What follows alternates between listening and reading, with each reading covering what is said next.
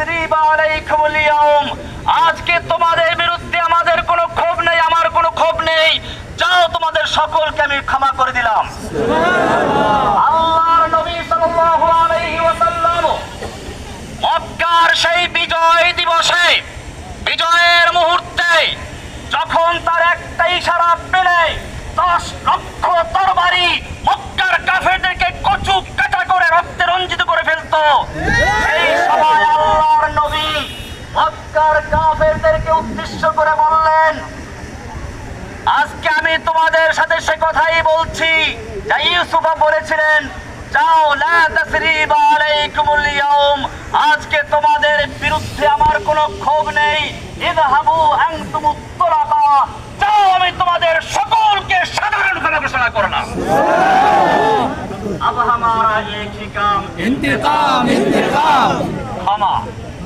দ্বিতীয় নাম্বার, এই ক্ষমা কিন্তু সকলের জন্য প্রযোজ্য ছিল না। আল্লাহর নবী সাল্লাল্লাহু আলাইহি ওয়াসাল্লাম সেই ক্ষমার দিনেও বলেছিলেন, কয়েকজন লোকের নাম ধরে ধরে এদের ক্ষমা নেই, এদেরকে যেখানে পাওয়া যায় সেখানে হত্যা করা হয়। জানেন, আল্লাহর নবী সাল্লাল্লাহু আলাইহি ওয়াসাল্লাম এখনো লোহার অস্ত্র মাথার থেকে খুলেন নাই। সেই সময় রাসূল সাল্লাল্লাহু আলাইহি ওয়াসাল্লামকে বলা হলো, ইন্না ইবনা খাতাল মুতাআল্লিকুন বিআস্তারিল কাবা, ওই যে ইবনে খাতাল যাকে আপনি ক্ষমা করেন নাই, যে আপনার বিরুদ্ধে কুচ্ছারণার জন্য দুটো নর্তকী নাচাতো আর গান গাওয়াতো, সেই ইবনে খাতাল এখন বাঁচার জন্য কাবার গিলাফ ধরে ঝুলে আছে। আল্লাহর নবী সাল্লাল্লাহু আলাইহি ওয়াসাল্লাম সেই সাহাবীকে বললেন, ফাকতুলহু, এই কাবার গিলাফ ধরে ঝুলে নয়, যদি হাজরা আসওয়াদের চুমু দেওয়া অবস্থা থাকে তাকে ওখানে হত্যা করে দাও। ওয়াহাশীকেও ক্ষমা করা হয় নাই। বুঝা গেল আল্লাহর নবী সাল্লাল্লাহু আলাইহি ওয়াসাল্লাম দয়ার সাগর, যাকে বলা হয়েছে রাহমাতুল লিল আলামিন, গোটা জগৎ সমূহের রহমত, তিনিও এই আম ক্ষমার দিনে, সাধারণ ক্ষমার দিনেও বিশেষ কিছু লোকদের ক্ষমা করেন নাই। আজকে আমি বলতে চাই, এই দীর্ঘ 1.5 যুগ পর্যন্ত হাসিনা সরকার নির্যাতনে, নিপীড়নে যারা শহীদ হয়েছে, নির্যাতিত হয়েছে, আহত হয়েছে, পঙ্গু হয়েছে, হাত নেই, পা নেই, কারো চক্ষু নেই, এই রকম যারা ক্ষতি করেছে তাদের জন্য কোনো ক্ষমা নয়। अब हमारा इंतकाम एक ही काम, সুতরাং যারা হাসিনার নির্দেশে এদেশের মানুষের উপরে হত্যাযজ্ঞ চালিয়েছিল, রক্তের হোলি খেলা চালিয়েছিল, সেই সমস্ত, সে চাই হোক পুলিশ, ছাত্রলীগ, যুবলীগ, যে কোনো লীগ হোক না কেন, তাদের জন্য কোনো ক্ষমা নেই।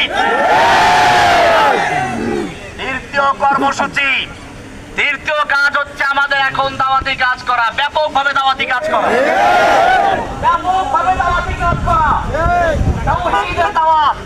জেনে রাখবেন, কবি ইকবাল বলেছেন, সব গুরিজা হো গিয়া আখির নগমায়ে খুরশীদ সে, ই চমন মামুর হোগা নগমায়ে তাওহীদ সে। তাওহীদের দাওয়াত আমরা দিতে থাকবো ইনশাআল্লাহ। দাওয়াতের মাধ্যমে আমরা সকল অন্ধকারকে দূর করে আলোর মশাল জ্বালিয়ে বাংলার জমিনে আল্লাহর নবীর মিশন বাস্তবায়ন করব। নবীর মিশন কি ছিল ভালো করে শুনুন। আল্লাহ রাব্বুল আলামিন কোরআনে কারীমের 3 জায়গায় একই কথা বলেছেন, ওয়াল্লাযী আরসালা রাসূলাহু বিল হুদা ওয়া দীনিল হক। আল্লাহ তাআলা যিনি তার রাসূলকে দ্বীনে হক এবং হেদায়েত দিয়ে প্রেরণ করেছেন, এজন্য লিইয়ুযহিরাহু আলা দ্বীনি কুল্লিহি, অন্য সকল দ্বীনে বাতিলের উপরে দ্বীনে হককে বিজয়ী করার জন্য। আমাদের এখন কর্মসূচি হচ্ছে আল্লাহর জমিনে আল্লাহর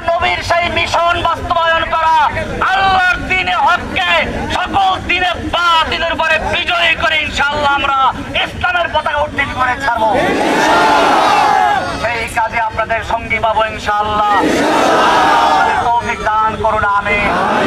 ধৈর্য ধারণ করুন, কোনো বিশৃঙ্খলা না করি।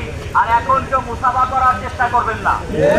কারণ হচ্ছে এই, আসলে সেনাবাহিনী তাদের আমাদের যে সুবিধার্থী তারা আমাকে বলেছিল গোপনে অন্য রাস্তা দিয়ে পার করে দিবে, কিন্তু আমি জানি আপনারা আমাকে জানের চেয়েও ভালোবাসেন। বলেছেন আপনাদেরকে এখানে রেখে অন্য পথে যাওয়াটা আমি পছন্দ করি না। সেজন্য আপনাদের দোয়া পাওয়ার জন্য এবং আপনাদের মনের আবেগটাকে কিছুটা হলেও শান্ত করার জন্য আমি আপনাদের সামনে এসেছি।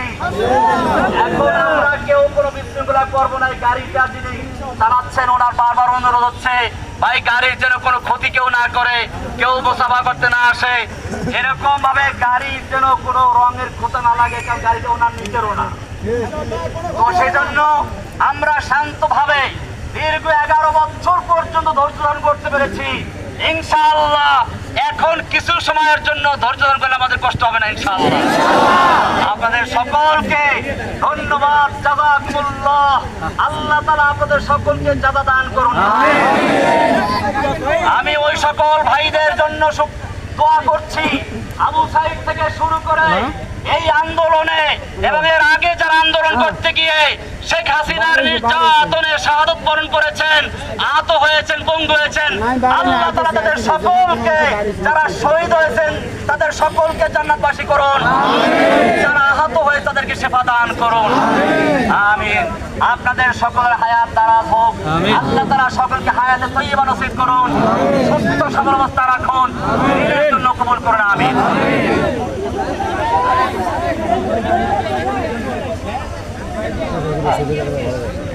ভাই সাইডে হয়ে যায়, সাইডে হয়ে যায়, সকালে সাইডে হয়ে যায়, নিজ দায়িত্বে আমরা সাইডে হয়ে যাই। ভলান্টিয়ার লাগবে। আমরা ইনশাআল্লাহ পরবর্তীতে একজন অতি অল্প সময়ের মধ্যে ইনশাআল্লাহ আপনাদের সঙ্গে আবার দেখা হবে।